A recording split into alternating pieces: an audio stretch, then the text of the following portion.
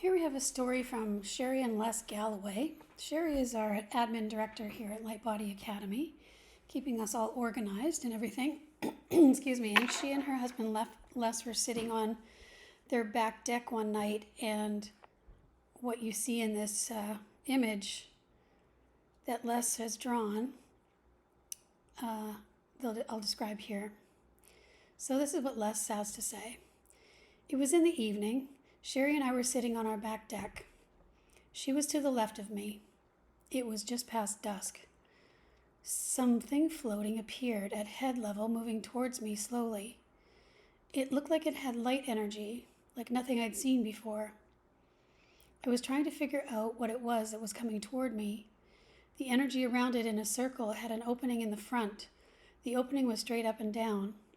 As it was coming towards me, inside the energy circle was something that resembled a fairy. I couldn't make out a lot of details around its face, but I could tell it was something. I was trying to put some logic to it in my mind. As it came towards me, it was about a foot from my face. It moved off to the right, away from my face, and disappeared. It was a little more than an inch in diameter, like the shape of a C.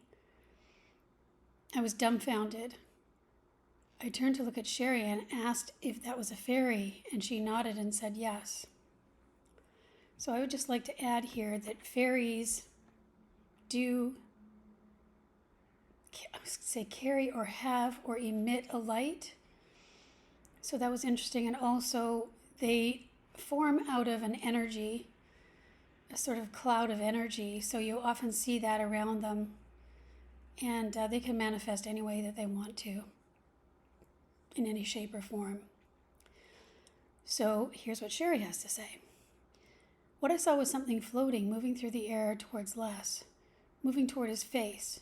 I noticed that he saw it too. He was focused on it. I could see a strand of light in the shape of a C, the outer part. I never saw inside. Exactly how Les describes it disappeared off to the right. I could see his mind was scrambling to make sense of what he was seeing. He looked at me, and I was saying yes before he finished asking me. After he described what he saw to me, I went up and got a piece of paper and pencil crayons and asked him to draw what he had seen.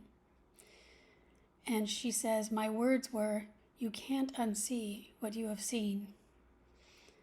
And here's the picture that he drew that night. It was October 9th, 2023.